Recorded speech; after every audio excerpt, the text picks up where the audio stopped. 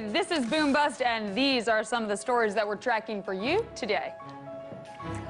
First up, Alex Daley, senior editor at Casey's Extraordinary Technology, talks with us about the tax advantages of living and working in Puerto Rico.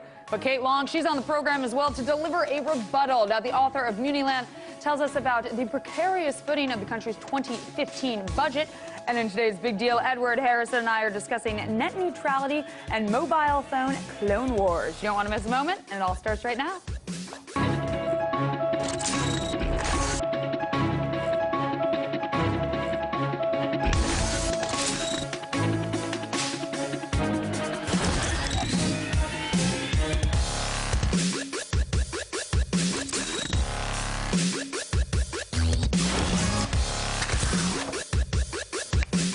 Now, this week, CitiGroup fired 11 top employees at its Banamex unit in Mexico.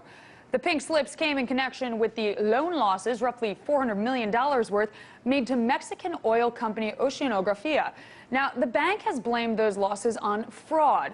Oceanografía was a contractor for Mexican state-owned oil company Pemex, and they appeared to be falsifying invoices to Pemex that were then used as collateral for loans from Banamex, along with many other banks in Mexico. Now, according to the Wall Street Journal, signs of trouble with Banamex's Oceanografía account appeared in February when bank executives learned that the Mexican government had stripped Oceanografía of any further contracts from Pemex for nearly 2 whole years. Now, the reason for doing this was because Oceanografía failed to post adequate financial guarantee in the event that they couldn't fulfill their obligations. Now, this cut off the company's main source of revenue, which obviously then worried some top Banamex officials that they wouldn't be getting their money back.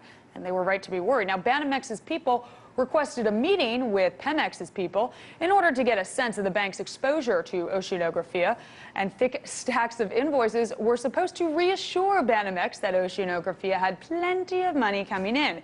But when the Banamex executives traveled to Pemex's headquarters in Mexico City, they learned that many of the 217 pieces of paper that they lugged to the meeting in big old boxes were apparent forgeries with fake signatures. That kind of stinks. Now, back in 2010, CitiGroup was looking to boost its lending in Mexico, specifically in the oil and gas sector. Jose Ortega, a Banamex banker, he laid out more accommodating terms for Oceanografía in terms of the deal. But rather than demanding invoices as proof of payment, the new model called for Banamex to accept work orders and not to bother corroborating the information with Pemex. Now, the big question in all of this is, why would Citi be so stupid to not look into this a little bit deeper? Other banks in Mexico were pulling back on their loans to Oceanografía just as Citi started throwing money at them. Talk about your risk management being asleep at the wheel. Now, you're doing business in Mexico. Mexico, for Christ's sakes. It's really lost on you that it's a pretty corrupt place. It's not like you decided to increase your exposure to oil and gas in Denmark.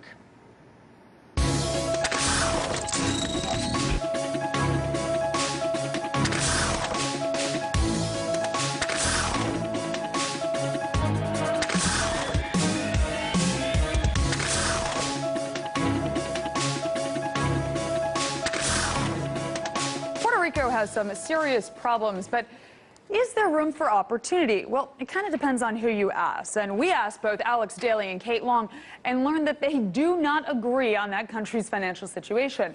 Now, Alex takes it as the glass half full. That's his approach. And he says that for the savvy investor, Puerto Rico also has some serious advantages. Alex is senior editor of Casey's Extraordinary Technology, and he sees Puerto Rico as a place to avoid federal income tax. Now, he wrote a paper called Puerto Rico's Stunning New Tax Advantages with Doug Casey's International Man. And I started by asking him why in today's global economy are businesses and individuals seeking low tax jurisdictions to minimize their tax bill. Take a look at what he had to say. Well, we've been seeing a flight of talent, a flight especially in financial sectors, information technology, areas like that, to economically advantageous places. So you're seeing Silicon Valley, where you can raise a lot of capital, but you're also seeing bankers go to Singapore, to Hong Kong, to other places where they can lower their tax rate and make more money. They can hire good talent, they can build centers of innovation, and what we're seeing now, interestingly, for the first time, is that starting to happen to Americans. Americans have traditionally been the only people in the world who were taxed based on their citizenship and not their residency. But now with Puerto Rico and the Virgin Islands, you're seeing people moving out of America and seeking lower tax jurisdictions, just like they've done within America, going to Michigan and New York and Florida and places that offer tax incentives. Americans are now headed to Puerto Rico, is offering a significant tax savings for American businesses who can relocate there. Now, I have to ask, is that something that you yourself have done? I know that you're in Puerto Rico. Yeah, I'm talking to you right now from Palmas del Mar, Puerto Rico. I've moved down here myself and have started a few businesses down here.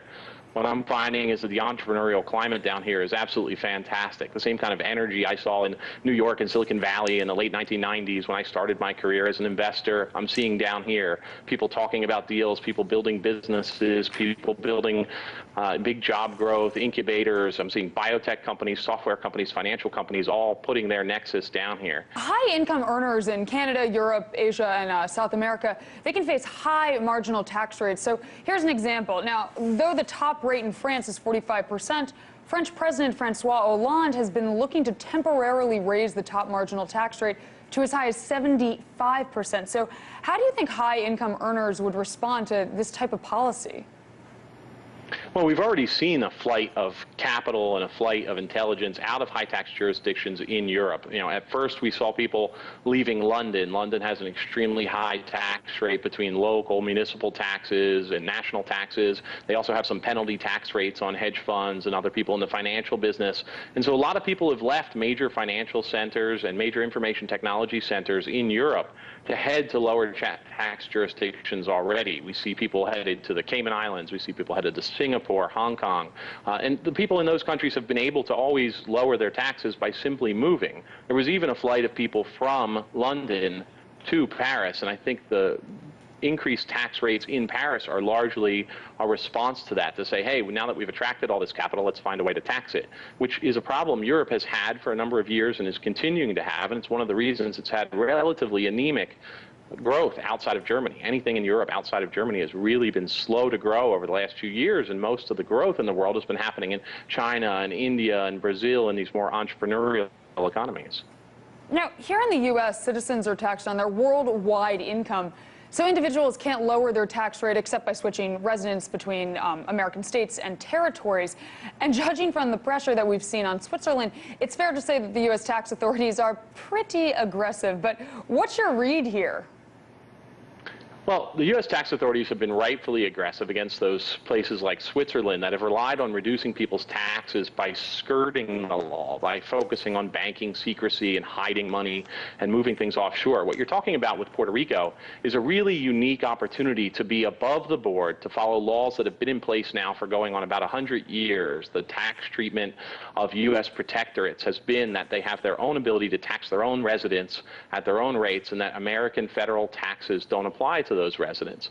The Virgin Islands has had an EDC program, an Economic Development Corporation program, in some form since the mid-1950s. The problem, of course, with the Virgin Islands is there's a limited amount of infrastructure. They're very small islands. It can be difficult to get to and from them. They don't have really big airports. They don't have great internet connections, strong power systems, nor do they have the network of people or a large, employable, well-educated population. They have smaller versions of all the same things. Puerto Rico, on the other hand, now with Acts 20 and 22, also with previous tax incentives that have brought down companies like Pfizer and Microsoft and Bard and Bristol Myers and many other companies that are already here, Puerto Rico's found its place as basically as much infrastructure as any state in the United States. Now, I have to ask you, won't the dire fiscal situation in Puerto Rico make it tempting for the government to raise taxes on individuals as they have done on businesses?